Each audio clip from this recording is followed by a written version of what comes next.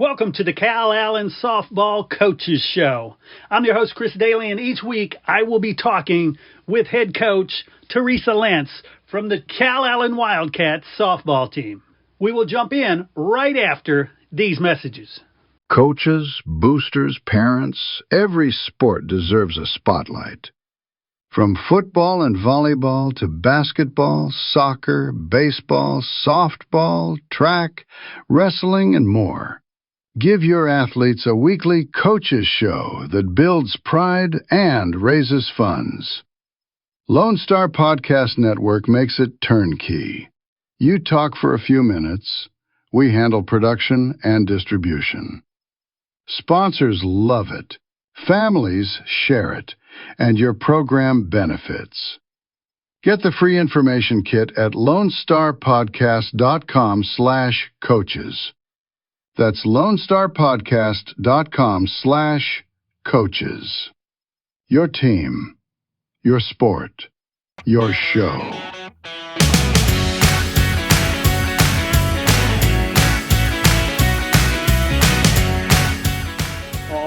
Everybody, welcome back to the Calallen Softball Coaches Show. I'm Chris Daly, joined always by Coach Teresa Lentz. Gosh, the train keeps rolling, Coach. Yes. No, we're excited, and the girls have been pushing really hard past couple weeks, and so we're excited for this week and getting to state. So, let's talk about Somerset because, again, that was a good game for Calallen.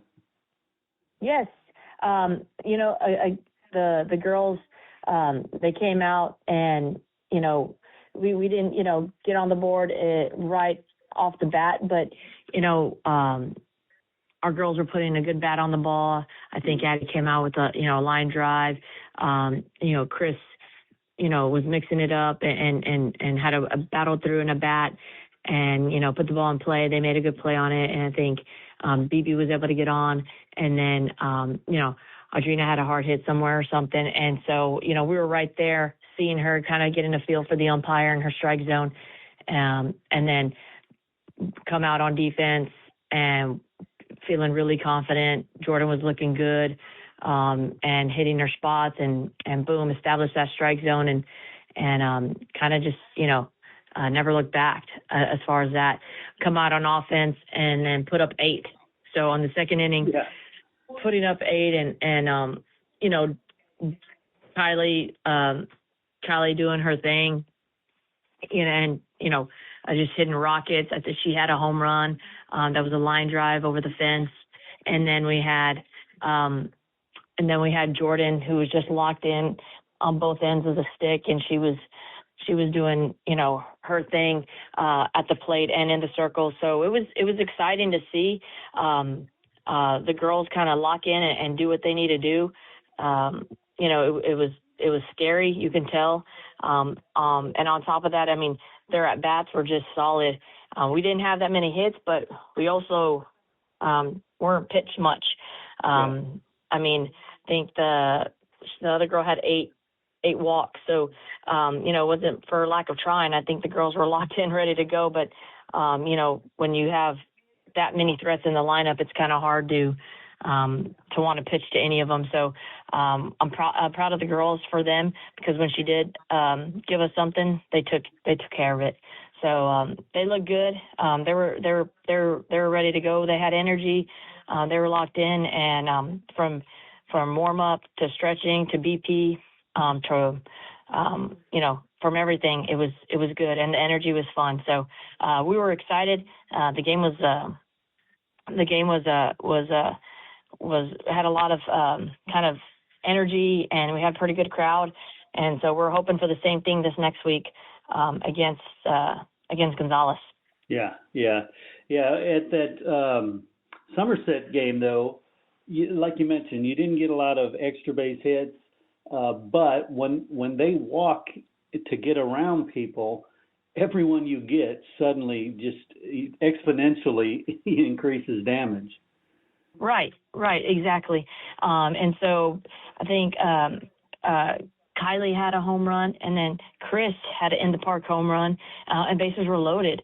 I think Kylie's might have been I don't know if it was a 3-run home run but they're, or was a solo. I can't remember, but I mean, Chris had people on base. It was like almost like a grand slam, and then boom. I mean, that just kind of changed the momentum like nothing.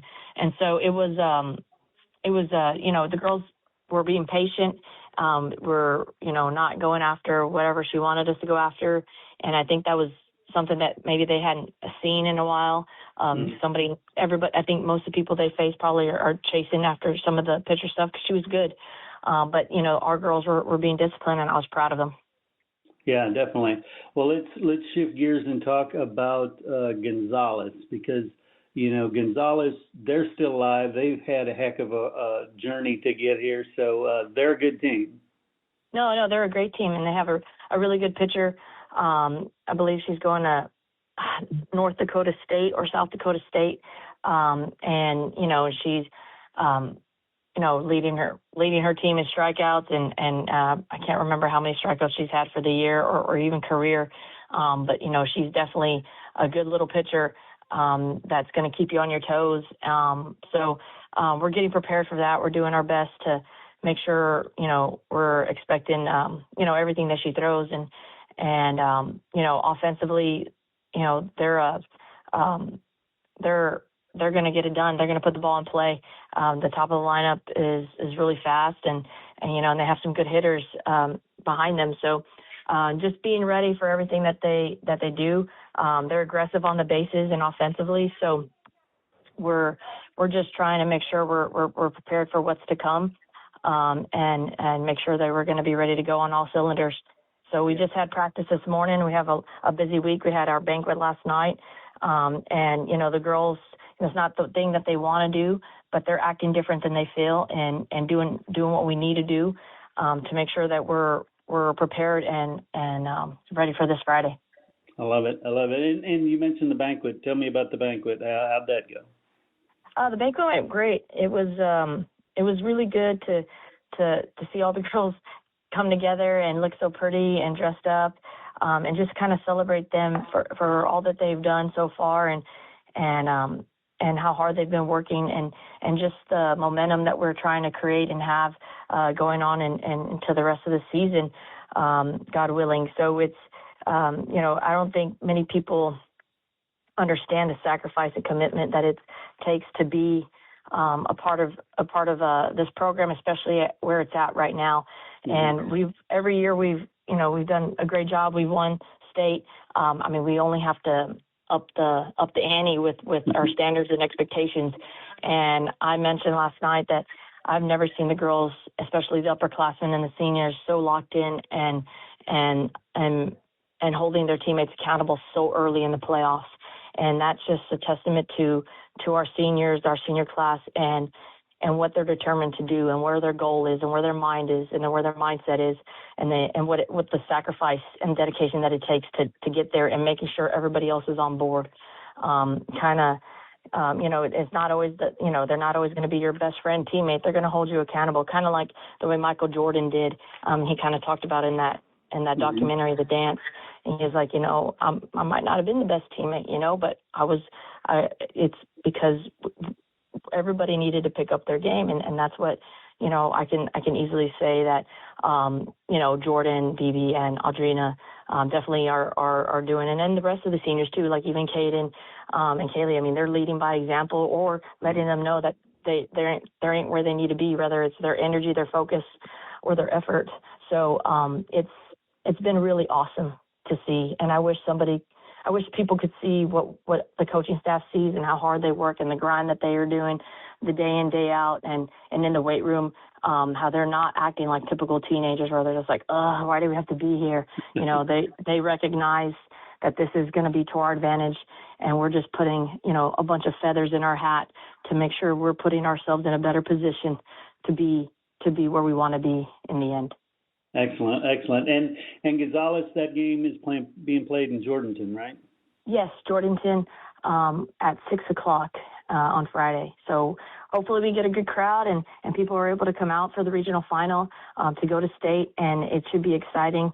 We're excited, I know it's going to be here before we know it, but it's the waiting game that's hard. Yeah, no doubt. And selfishly, I'm kind of bummed at the location because it's closer for me to go to Calallen or Gonzales than it is to go to Durdenton. Yeah. Oh man. Oh well, we'll figure it out. Yes. Cool. Well, gosh, again, congratulations on the Somerset victory and everything that this season has represented. You're in the Elite Eight now. A win against Gonzales gets you in the semifinal, and that's one step away. So best of luck against Gonzales. Appreciate it. Thank you so much, Chris. All right, take care.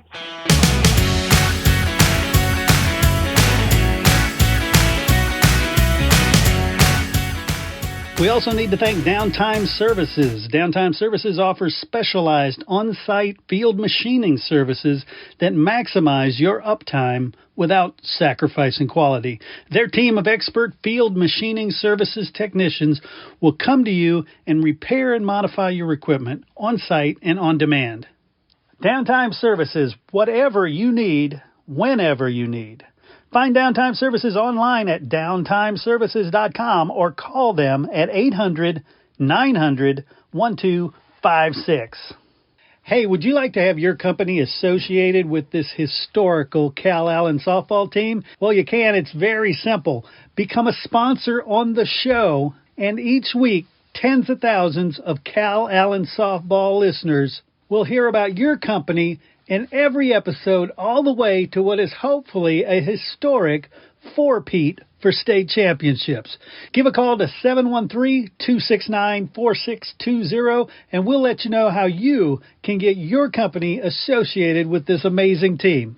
That's 713-269-4620. Hey, once again, I want to thank you for tuning in and listening to the Calallen Softball Coaches Show. Please share, subscribe, get the story out about this amazing program, these amazing girls, and don't forget to go out, fill the stands, and support your Calallen Wildcats.